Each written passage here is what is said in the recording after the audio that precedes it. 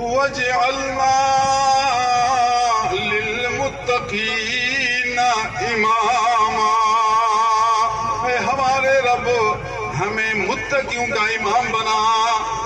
امام منا پیشوا، امام منا بڑا، امام جو آگے چلنے والا ہو۔ اے ہمارے رب پرہیزگاروں کا، تقوی والوں کا، متقیوں کا ہمیں امام بنا۔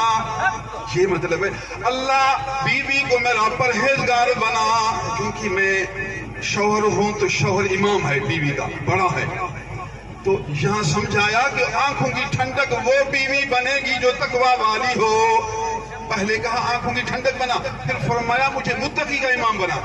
مطلب یہ ہے کہ آنکھوں کی ٹھنڈک وہ بیوی بنے گی جو تقوی والی ہو، آنکھوں کی ٹھنڈک وہ بیوی بنے گی جو نماز پڑھنے والی ہو، آنکھوں کی ٹھنڈک وہ بیوی بنے گی جو حیا والی ہو، آنکھوں کی ٹھنڈک وہ بیوی بنے گی جو ڈرامہ دیکھنے سے پرہیز کرنے والی ہو، آنکھوں کی ٹھنڈک وہ بیوی بنے گی جو شوہر کی خدمت کرنے والی ہو، آنکھوں کی ٹھنڈک وہ بیوی بنے گی جو شوہر کا ادب کرنے والی ہو، آنکھوں کی ٹھنڈک وہ بیوی بنے گی شوہر کی اطاعت کرنے والی ہو، آنکھوں کی ٹھنڈک وہ بیوی بنے گی جب شوہر سفر سے آئے تو انتظار میں کھڑی رہنے والی ہو۔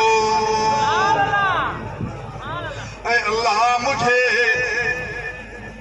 بیوی کا امام بنا، بیوی وہ پرہیزگاروں کا امام بنا۔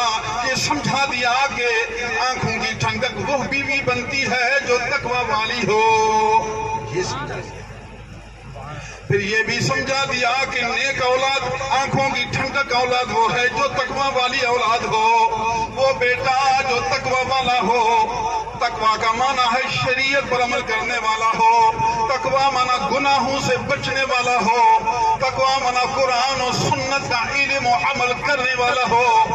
اے اللہ میرے بیٹے کو علم والا بنا اور مجھے ایسے بیٹے کا امام بنا۔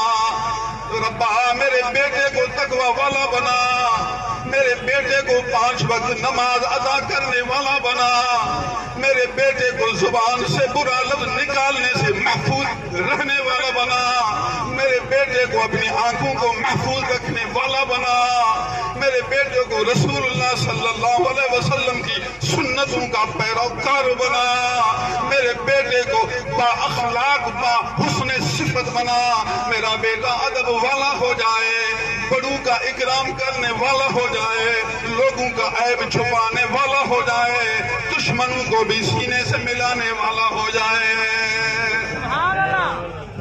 ربا مجھے تقوی والوں کا امام بنا۔ چونکہ بیٹا آنکھوں کی ٹھنڈک تھا، پھر فرمایا میں بیٹے کا امام ہوں، تو ربا مجھے پرہیزگاروں کا امام بنا۔ یہ مطلب ہے کہ